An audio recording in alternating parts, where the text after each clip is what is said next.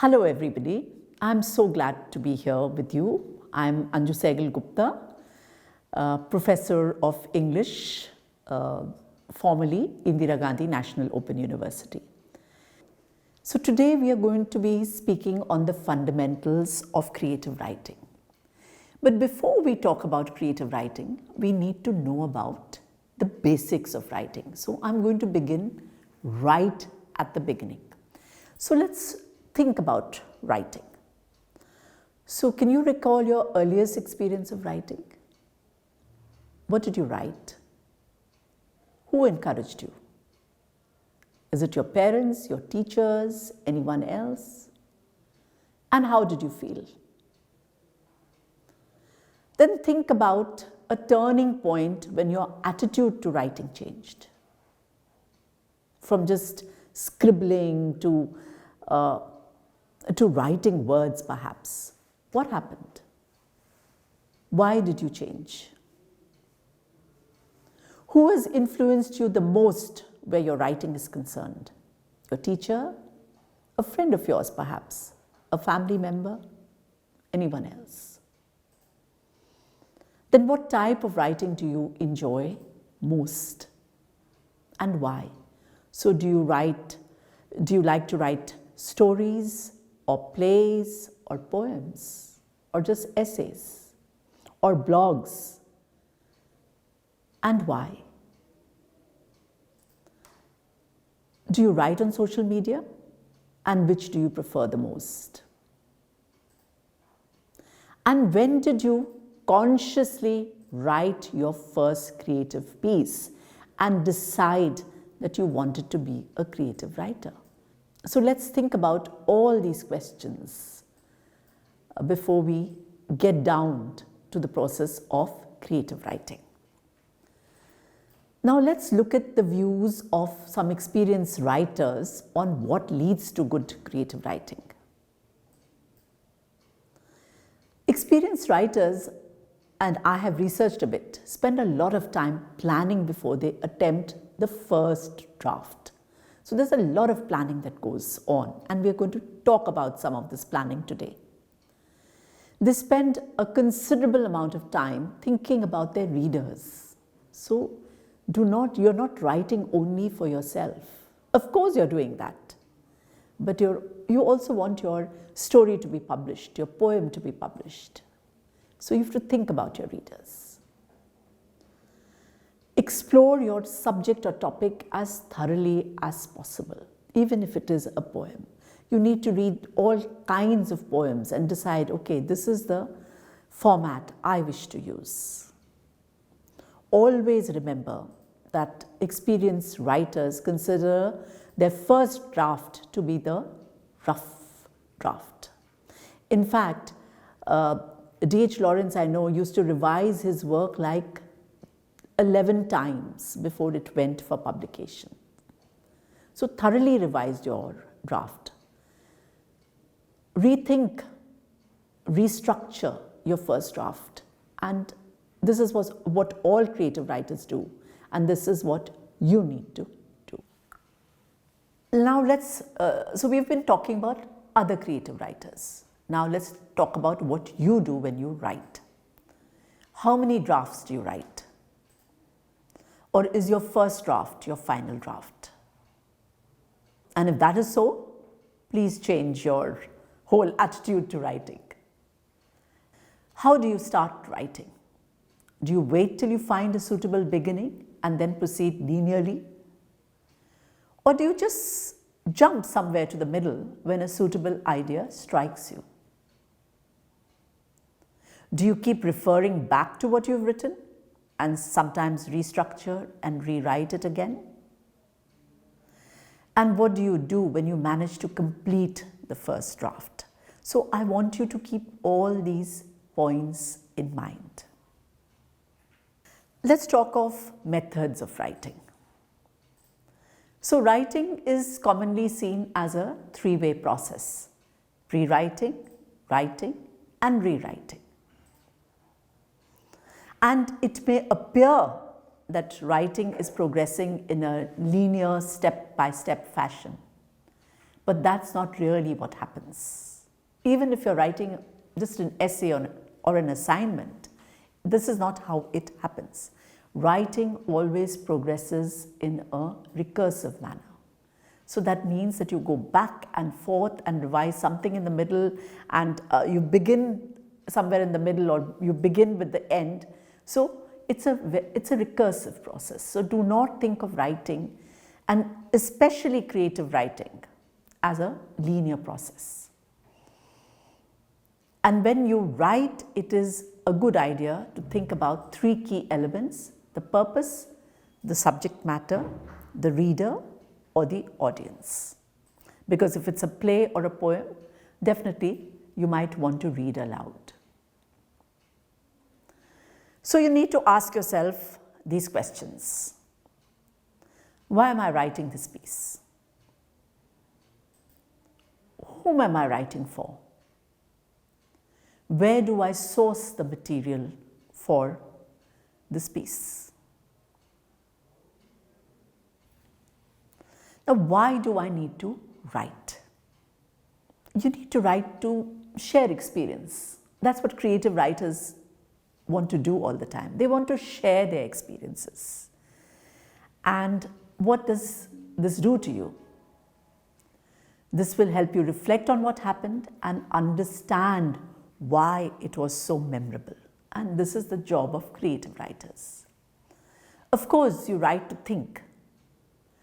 This will deepen your ability to analyze and perhaps synthesize different points of view. You, of course, write to learn, and this is part of the academic process. And that's what you're doing when you've joined this course. You're writing also to learn, creative writing. And you want to be creative writers, so you write to create. And when do you write to create? When you have this burning desire to share something with your readers, and you want to play with language, you want to design a plot, you want to develop characters who will express a certain worldview. So this is why we need to write. Then you need to identify your subject. Knowing why you're writing will help you formulate a goal. It will help you do research and organize your material. So you need to, at least in your head, state your purpose clearly. Only then will your reader understand what you're writing about. So it just cannot be any jumbled thing that you are writing. Even a creative writer needs to know that they're writing on this particular subject. Is it a detective story? Is it a love story?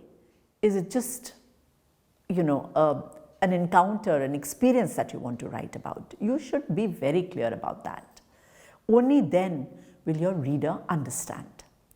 Then you need to gather the information that is most relevant about your goal. For instance, you're writing a detective story. Maybe you need to visit the police station. Maybe you need to talk to people to actually know the authentic things that happen. Maybe you need to know how a gun is used. So you need to do a lot of research even in creative writing, and probably most when you're creative writing. Then gathering information. First, you should discover what you should in a way collect your thoughts. You should be very clear about what you already know about the subject and why you find it so interesting. For instance, if you're again writing a detective story and you're using a particular kind of gun in this whole plot, well, you need to get some more information about it. And it's a good idea to write quickly without planning and organizing too much at this stage. Maybe you will just write a few brief points. And at this point, check your class notes, because before you look at other sources, because this will tell you how to proceed in your short story, if that's what you're writing. Then doing research is essential, as I said, And so you try and find comprehensive, updated information. Always bookmark websites that appear useful, and be sure to include the URL, the title of the site, the date when the information was posted, and the date that you accessed it. And if you're looking at some book, then look at the author, title, publication information, page number, journal, books that you're referring to. You need to do all this kind of research because you need to not get into copyright problems.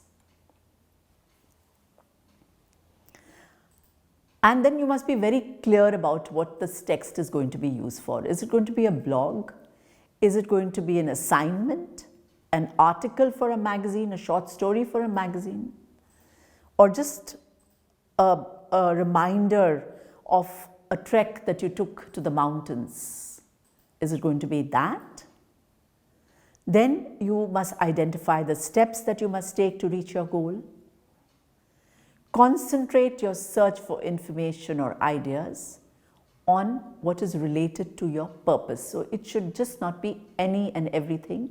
It should be very clearly related to your purpose. So if it's trek the mountain and it is the mountain that you went to, you have to find out a little bit more about that area before you get down into the process of writing. So have your points, but then do research and be very clear about your purpose. Now, writing about experiences, for instance, this trek to the mountains that you took serves different purposes. So we are talking about purposes now. So you've immersed yourself into the sights, the sounds, the sensations of the memory. You know, that could be pleasurable in itself, or it could evoke memories that are not so pleasant. But it is a means to understand and come to terms with the influences that helped shape your thinking, your values, and all this is connected to what you will write about that mountaineering trek. Good idea to read about other writers' experiences. Of course, this is always entertaining and challenging, but you can see a reflection of your own experience in other people's stories. And this will enable us to reflect on ourselves, our views, and our motives. Now, for instance, if you wish to write a short story, why does a writer wish to write a short story, for instance? Maybe it is to understand what happened and to confront motives. Or you're trying to relive an intense experience where you're trying to work through complex and perhaps ambivalent feelings. You're trying to explain to the readers the choices that you made and the actions that were taken. Then we talked about the reader and knowing your reader. So is your reader an expert or a general reader? So if you're doing a blog on some travel sites, you have to be very clear. Is your reader an expert or a general reader? What is the reader likely to know about the topic? Because you cannot give everything new to any reader. There has to be a balance between the old and the new. What background information might they need to know to understand the current situation? What does he or she need to know? What action do you want them to take after they read? Or you just want them to relax, sit and relax with your experience? Or maybe you're trying to cajole them, go on treks themselves. So think about that. And what is their attitude? Are you writing for a biased group? Or do they have positive associations with your subject? So that's also something to consider. So let's take an example of writing of an event from our own life. And these are some of the questions you could ask yourself when you're writing, say, a short story. Who are my readers? What are they likely to think of me as they read about the event? What do I want them to think of me? How much of the event is likely to be familiar to my readers? What might surprise them? How can I help my readers understand the significance of this event in my life? Does it suggest to the readers the social and cultural forces that shaped me through this event? So these are all the questions that you should have at the back of your mind, and since you're doing this course, it is being foregrounded for you. You must keep these things in mind. Then introductions and conclusions, as always, are our bane and our pleasure. So these could be when you state a problem or a popular misconception and then go on, or you give an interesting statistics or a shocking statement.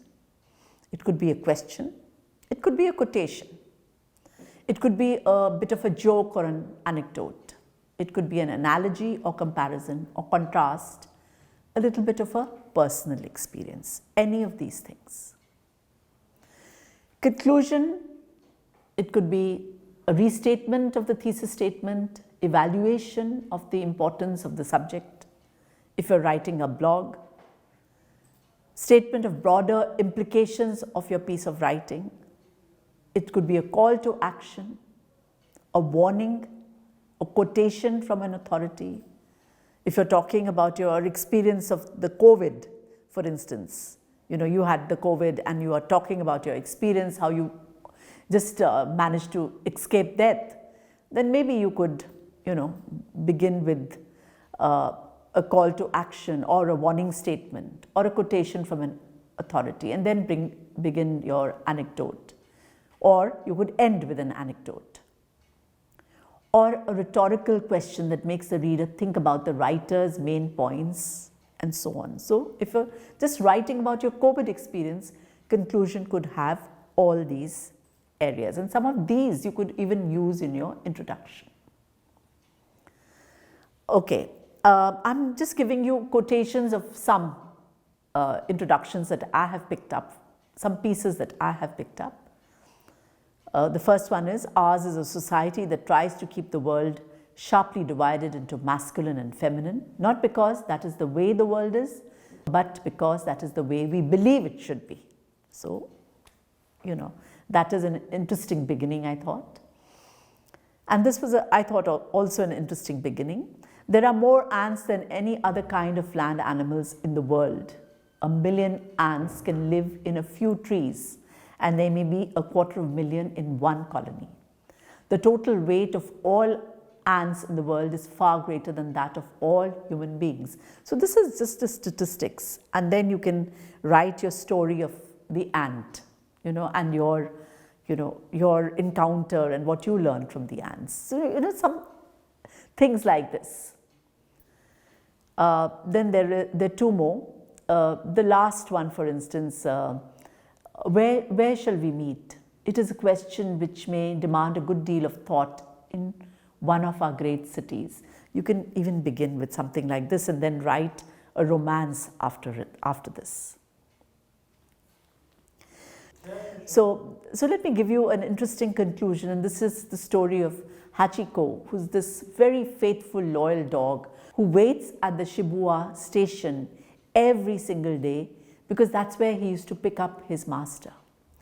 And so there are fountains around it and busy newspaper stands and usually laughing people, and you will always see somebody telling the story of Hachiko to the child or the grown-up friend. As you look at the statue and read the words below it, you feel that you know a little more about Akita dogs, loyalty, and the people of Japan. Then narrative. So now we are going to talk about narrative. So in any complex piece of writing, time can be manipulated. Writers move backwards and forwards. As I told you, writing is a recursive process. Writers want to highlight in the piece that I'm going to show you, the writer wants to highlight the happy, comfortable life of the protagonist and his family in the past, and in contrast. So let me give you an example. It was the same story everywhere. He returned home in the evening. His heart sank as he turned into his street behind the market. His wife would invariably be standing at the door with the children behind her, looking down the street. What anxious, eager faces they had. So much of trembling, hesitating hope that he would come back home with some more magic fulfillment. As he remembered the futile way in which he searched for a job, the finality with which people dismissed him, he wished that his wife and children had less trust in him. His wife looked at his face and understood and turned without uttering a word. The children took the cue and filed in silently. Ramarao tried to improve matters with a forced heartiness. Well, well, how are we all today? To which he received mumbling, feeble responses from his wife and children. It rent his heart to see them in this condition. So, the story begins at a particular time. He returned home in the evening. It flashes into the past. His wife would invariably be standing at the door. In fact, here we see a complex use of different times. Ramarao uses his knowledge of the past to anticipate the coming scene. So we see this interplay of past and present. And he remembers the futile way in which he searched for a job. And then the present time. His wife looked at his face, and that's how it is. So you see the movement of time in the passage. Now let's look at how we choose an event to write about something. So how do we choose?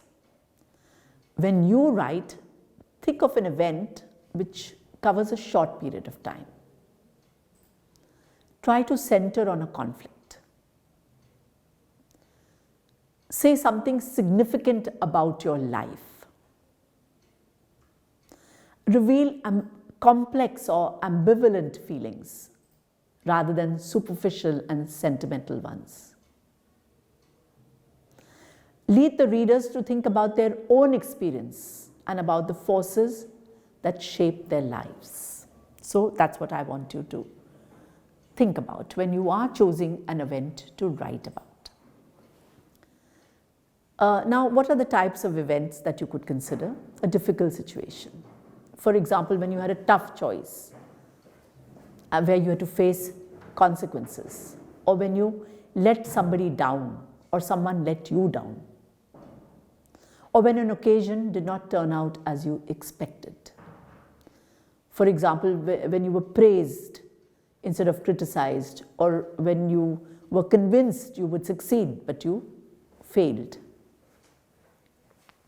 An incident that changed you in a particular way, or revealed an aspect of your personality that you had not seen or understood before. Or an encounter with another person that led you to seriously consider someone else's point of view, or how that encounter changed you. Or an incident in which you had a conflict with someone, or a serious misunderstanding that made you feel that you were unjustly treated, or that you mistreated someone. It could be racial bias, it could be sexual harassment, it could be false accusation, or hurtful gossip, any of this. Or it could be an incident which made you re-examine a basic value or belief that you have. Or an event that revealed to you other people's surprising assumptions about you. So think of any of these events when you want to write. How will you shape the story? First, sketch the story. Write a quick sketch telling roughly what happened. Don't worry about what you're leaving out. You can fill in the details later. Then, reveal or explore a critical moment. Develop a moment of surprise, confrontation, crisis, change, discovery. And this could be a climax of your story. Dramatize it. Give dialogues to it. Then reflect on the conflict and its significance. What is the conflict? Write a bit about it. Is it an internal conflict that you face? A struggle within yourself or something? Or is it an external conflict between you and somebody else? And dramatize it. Always describe the place. So reimagine the place. Think of because you need to write about the place. You need to talk about the sights that you see, what you hear, the smells that you face. Talk about the shape, color, texture to evoke the scene. Research on any visuals. See photographs, newspaper articles, WhatsApp messages, Facebook, Instagram posts. This will stimulate your memory and make you reflect about the place.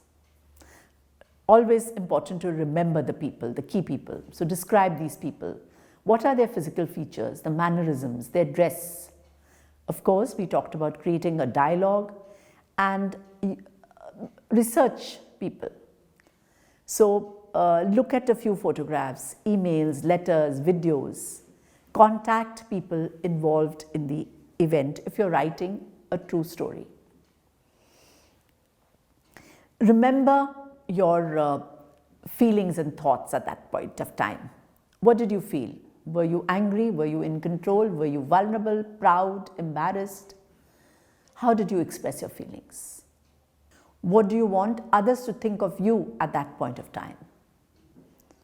What did you think of yourself?